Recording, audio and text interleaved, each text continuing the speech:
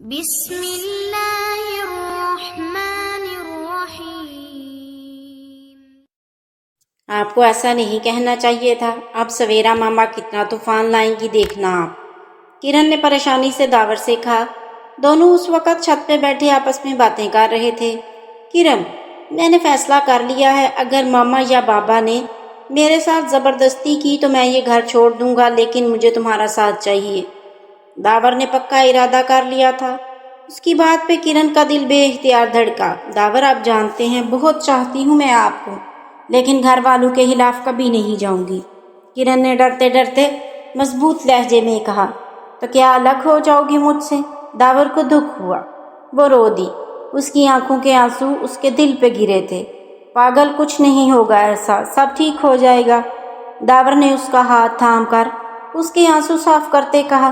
چھت پہ کوئی نہ آ سکے، چھت سے کوئی نہ جا سکے۔ آتے ہی کشش گنگنائی، سوچو کبھی ایسا ہو تو کیا ہو، ہم تم ایک چھت پہ ہوں اور شام ہو جائے۔ اس کے گانے کے طرز کو ان دونوں نے خوب ہی انجوائے کیا۔ معافی چاہتی ہوں، ڈسٹرب کرنا نہیں چاہتی تھی، لیکن نیچے آپ کو بلا رہے ہیں، چلیے۔ کشش نے ایک سیڑھیوں کی طرف اشارہ کیا۔ داور نے کرن کو آنکھوں ہی آنکھوں میں تسلی دی۔ عشق کے امتحان اور بھی ہے میری جان، ابھی سے ہمت ہار گئے۔ کشش نے کرن کو کندھے پہ ٹھوکا مارا تو وہ سر جھکا کے مسکرا دی۔ نوٹ کر لیں ساری میٹنگز۔ کافی دیر سے حاذق نے عائشہ کو سامنے بٹھائے آج کی میٹنگز کے بارے میں بریف کر رہا تھا۔ جی سر، سر جھکائے وہ سب کچھ نوٹ کیے جا رہی تھی۔ Okay, go and take a cup of coffee بھی آرڈر لگایا۔ عائشہ نے ایک لفظ بھی جواب میں نہ کہا اور کافی بنانے چلی گئی اور کچھ ہی دیر بعد لوٹ آئی۔ کافی کا مگ ٹیبل پہ رکھا اور واپس سر جھکا کے بیٹھ گئی۔ حاذق نے اسے دیکھتے ہی کافی کا مگ اٹھایا، لیکن پہلے گھونٹ پہ ہی چھوڑ دیا۔ کافی بالکل بھی صحیح نہیں بنی۔ حاذق کو غصہ آ گیا۔ مس عائشہ فردوس، کیا آپ نے فرسٹ ٹائم کافی بنائی ہے؟ تنزیہ پوچھا۔ عائشہ نے سر اٹھایا۔ جی جی سر، صحیح نہیں بنی اور میں اور بنا لاتی ہوں، کہتے وہ اجرت میں اٹھی۔ اسٹاپ اٹ، حاذق دبے دبے غصے سے چلایا۔ اب آپ بار بار کافی بنائیں گی اور کافی کے مگ میرے ٹیبل پہ اکٹھی کرتی جائیں گی؟ نو سر، میں آئندہ دھیان۔ وہ منمنائی۔ پیئیں اسے، سخت لہجے میں کہا۔ عائشہ کو لگا اسے سننے میں غلطی تو نہیں ہوئی۔ سنا نہیں آپ نے مس عائشہ؟ حاذق نے اب کی اونچی آواز میں کہا تو عائشہ نے ہڑبڑاتے کافی کا مگ اٹھا لیا۔ پیئیں اسے، زور دیا۔ عائشہ کو کافی پسند نہیں تھی اور نہ کبھی اس نے پی کہ اس کا ٹیسٹ کیسا ہوگا، لیکن وہ جانتی تھی کہ کافی کڑوی ہوتی ہے اور کڑوے لوگ ہی اسے پیتے ہیں۔ عائشہ مرتی کیا نہ کرتی، کافی کا مگ لبوں سے لگایا، لیکن ایک گھونٹ ہی پی سکی، وہ انتہائی کڑوی تھی۔ Finish it. اسے رکتا دیکھ حاذق نے اونچی آواز میں کہا تو وہ پھر سے کڑوی کافی کو لبوں سے لگا گئی، لیکن اس بار کافی نے اندر جانے سے انکار کر دیا۔ مدد طلب نظروں سے سامنے بیٹھے شخص کو دیکھا جس نے اس کے لیے اچھی سزا سوچی تھی۔ جلدی ختم کریں اسے، اور بھی کام ہے۔ کہنے کا انداز ایسا تھا جیسے کوئی بہت بڑی بات نہ ہو، لیکن عائشہ بھی اپنے نام کی ایک ہی تھی۔ اس نے کافی کو منہ میں ہی رکھا اور واش روم کی جانب بھاگی۔ حاذق نے ماتھے پہ تیوری چڑھائی، اس کی جانب دیکھا۔ کچھ دیر بعد وہ باہر آئی جیسے کوئی بڑا مار کا سر انجام دیا ہو۔ مس عائشہ، کافی ابھی وہی موجود ہے؟ حاذق نے دھیان ڈلوایا۔ Sorry sir, I can't. وہ دانت پیستی۔ واٹ ڈو یو مین؟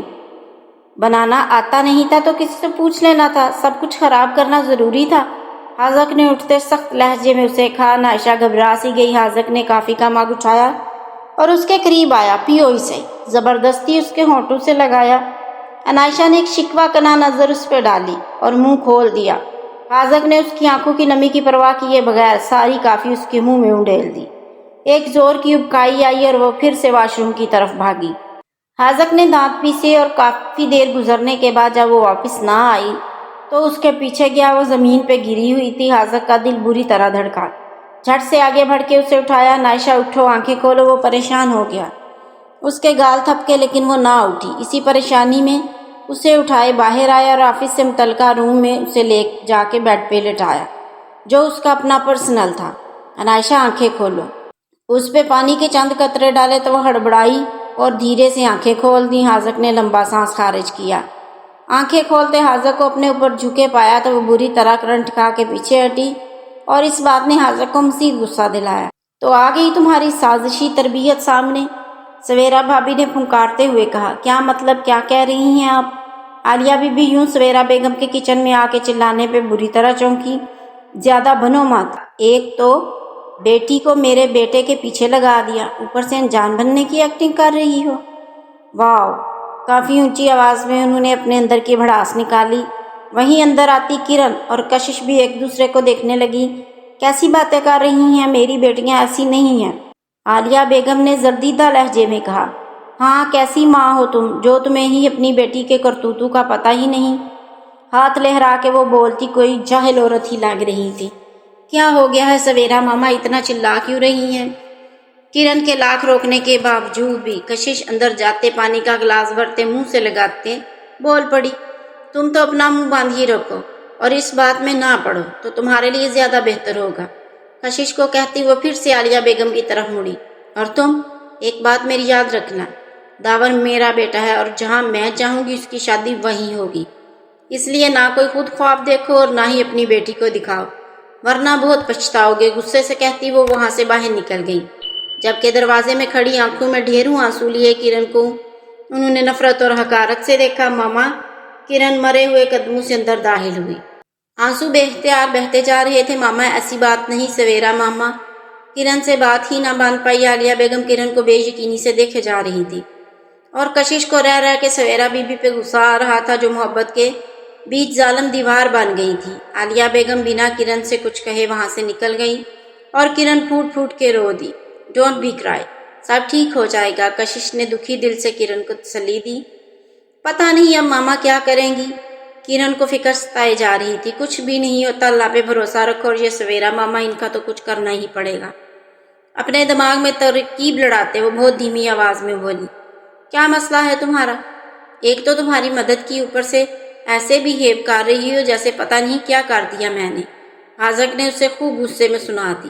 یہ سب ہوا بھی تو آپ کی وجہ سے ہے نا؟ آپ کو پتہ ہے کہ مجھے کافی پسند نہیں، آپ نے جان بوجھ کے عائشہ کی آنکھیں جھلملا گئی، لیکن لہجہ سخت تھا۔ حاضق نے ماتھے پہ بل ڈال کے اسے دیکھا۔ کسی کی پسند ناپسند یاد رکھنے کے لیے اسے بندے کو بھی یاد رکھنا ضروری ہوتا ہے۔ حاضق کے لہجے کی جلن عائشہ سے چھپی نہ رہ سکی، لب بھینچے اور وہاں سے باہر نکلی اور آفس کی جانب بڑھی۔ حاضق بھی سر جھٹک کے آفس آیا، لیکن وہ وہاں نہیں تھی۔ حاضق اگنور کرتا اپنے کام نمٹانے لگا، لیکن اپنا دھیان ایک لمحے کے لیے بھی اس سے ہٹا نہ پایا۔ وہ اپنے ضبط کو آزماتی اپنی سیٹ پہ بیٹھی حاضق کے لفظوں پہ غور کرتی گئی۔ واقعی صحیح کہا تو نے، میں اس سے کون سا یاد ہوں گی جو میری پسند ناپسند کو وہ یاد رکھے گا؟ آنسو بہہ کے گالوں پہ آ گئے۔ غریب کو تو محبت کرنے کی بھی اجازت نہیں ہوتی۔ رات کو سبھی کھانے کی ٹیبل پہ ایک ساتھ بیٹھے تھے، لیکن سبھی کی خاموشی غیر معمولی تھی۔ اس سب میں ایک کشش ہی تھی جس کی نظریں دادا جی پہ ٹکی تھی۔ جو کام وہ کر چکی تھی اب اس کے ری ایکشن کا انتظار کر رہی تھی۔ کھانا تقریباً سبھی کا اختتام پذیر ہو چکا تھا۔ اتنے میں یامین نے ٹیبل چھڑا کے دادا جی کی آواز آئی، ایک منٹ، مجھے سب سے ایک ضروری بات کرنی ہے۔ دادا جی کے کہنے پہ یامین دوبارہ بیٹھ گیا۔ جیسا کہ آپ سب جانتے ہیں کہ ماشاءاللہ بچے بڑے ہو گئے ہیں، تو اب ان کی شادی خانہ آبادی کر دی جائے۔ دادا جی کی بات پہ کشش کے چہرے پہ مسکراہٹ آئی، وہیں سویرا بی بی کے کان کھڑے ہوئے۔ اس لیے اس بارے میں ہم نے ایک فیصلہ لیا ہے۔ یامین اس گھر کا بڑا بیٹا ہے، اصولاً سب سے پہلے تو یامین کی شادی ہونی چاہیے، لیکن ہماری یامین سے بات ہو گئی ہے، وہ بہت جلد اس بارے میں بھی فیصلہ کر لے گا۔ دادا جی نے تمہید باندھی تو سبھی کی سانسیں اٹکی۔ اسی طرح دوسرے نمبر پہ ہے داور بیٹا، ان کا رشتہ بھی ہو جانا چاہیے۔ داور اور یامین کی شادی ایک ساتھ کریں گے۔ دادا جی آپ کے منہ میں گھی شکر۔ کشش دل ہی دل میں دادا جی سے مخاطب ہوئی۔ داور بیٹا، دادا جی نے اسے پکارا۔ جی دادا جی، داور نے فوراً لبیک کہا۔ بیٹا، اگر کوئی پسند ہے تو آپ بتا سکتے ہیں، ہم کسی طرح بھی زور زبردستی نہیں کرنا چاہتے۔ آپ بہت سمجھدار ہیں، ہماری یہی مرضی ہے کہ آپ سب کی زندگیوں کا فیصلہ آپ سب کی رائے کے مطابق ہونا چاہیے۔ دادا جی کے روبو دبدبے والے لہجے میں کی گئی بات کہ آگے کسی کی جرت نہ ہوئی کہ کوئی کچھ بول سکے۔ البتہ سویرا بیگم پہلو بدل کے رہ گئی۔ داور نے ایک نظر کرن کو ڈھونڈنا چاہا، لیکن وہ کہیں نہیں تھی۔ نہیں دادا جی، جو آپ کا فیصلہ ہے مجھے منظور ہے۔ داور نے سر تسلیم ہم کیا۔ تو ٹھیک ہے نا بیٹا، ہم نے سوچا ہے اسی گھر کی بیٹی کے ساتھ آپ کا رشتہ کر دیا جائے۔ داور کا دل دھڑکا، سبھی کی نظریں दादा जी पे उठी, जबकि कशिश मुतमईन आंखों में चमक लिए बैठी दादा जी को देख रही थी। अजीज बेटा, पास बैठे अजीज को पुकारा। जी बाबा। वो भी फौरन लब्बैक कहते आगे आए। हम आपकी बेटी हमारी पोती किरण का रिश्ता दावर से तय करते हैं, क्या आपको कोई इतराज तो नहीं? अजीज साहब ने एक नज़र आलिया को देखा, जिन्होंने नफी में सर हिलाया। नहीं बाबा जी, किरण मुझसे ज्यादा आपकी बेटी है, आप इसके लिए जो भी फैसला करेंगे दुरुस्त होगा। धीरे धीरे कहते वो अपने बाप का मान बढ़ा गए। लेकिन सवेरा भी कुछ कहने लगी कि हयात साहब ने उन्हें टोक दिया। क्या हुआ बहू, कुछ कहना चाहती हो? उन्होंने तीखे अंदाज में पूछा। नहीं, शोहर का इशारा समझते वो खामोश हो गई। इस घर का मैं बड़ा हूँ, यकीनन हर फैसला मेरी ही मंशा से होता आया है अब तक, सिवाय एक फैसले के जिसमें मेरी रजा मनफी शामिल नहीं थी। वही फैसला इस घर और इस घर के बच्चों के लिए अच्छा साबित ना हुआ, और वो सब जानते हैं। बहुत ठहर ठहर के उन्होंने सवेरा बीबी को बहुत कुछ बावर करा दिया। वो मुंह बनाती सर झुका गई। तो ठीक है, इस जुम्मे को दोनों का बाकायदा रिश्ता तय कर लिया जाए और यामीन की शादी के साथ इनकी भी शादी कर दी जाए। मुबारक हो। कशिश की चहकती हुई आवाज़ आई। सवेरा बेगम ने लब भींचे। दावर की खुशी का तो कोई ठिकाना नहीं था। उठ के दादाजी के गले लगा।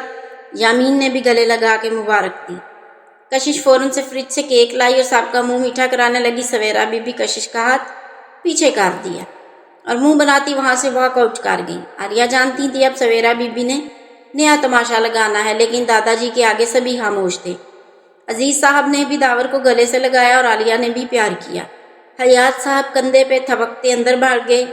कुछ भी कर लेते, बाप के सामने खड़े नहीं हो सकते थे। यामीन पुत्र, अब तू भी आगे बढ़ अपनी जिंदगी में बेटा। मुझे आपकी और दावर की खुशी एक साथ देखनी है। दादाजी ने बहुत प्यार से अपने प्यारे पोते से कहा। जी। यामीन ने कान अखियों से कशिश को देखा, जो दावर को बार बार छेड़े जा रही थी, और समीर भी उसका खूब साथ दे रहा था। दादाजी को यामीन कुछ चुप सा लगा। अच्छा, अब सब मुतवज्जा हूँ, रिश्ता तो तय हो गया है, लेकिन शादी यामीन और दावर की एक साथ होगी। इसमें कोई रद्दोबदल नहीं किया जाएगा, इसलिए इस बारे में कोई बात किसी की नहीं सुनी जाएगी। दूसरे लफ्जों में, आप सब मिल के मेरे यामीन पुत्र के लिए लड़की ढूंढें।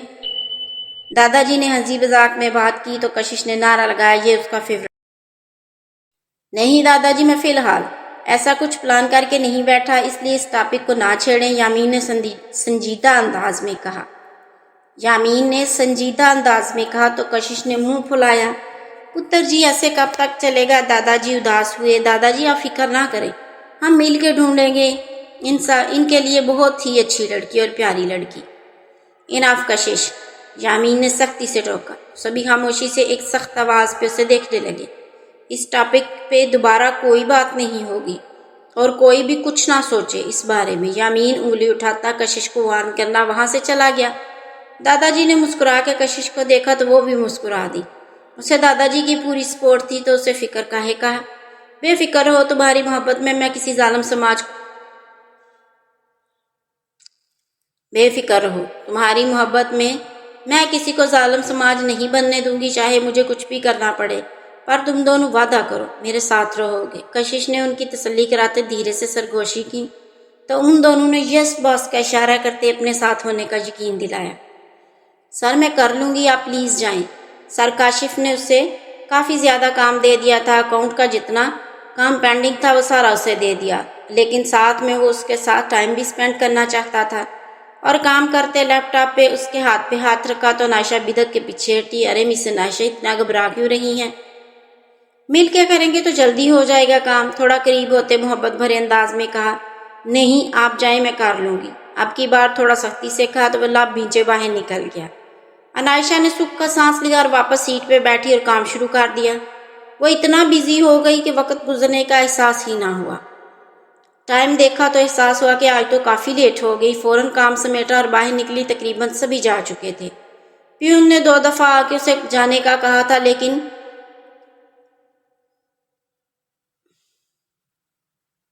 प्यून ने भी 2 दफा आके उसे जाने का कहा था, लेकिन उसने काम की वजह से टाल दिया। अब रात के 9 बज रहे थे तो एहसास हुआ कि गलत किया जो इतनी देर रुकी। ऑटो का वेट कर रही थी। वो सड़क पे खड़ी थी कि एक गाड़ी आके पास रुकी।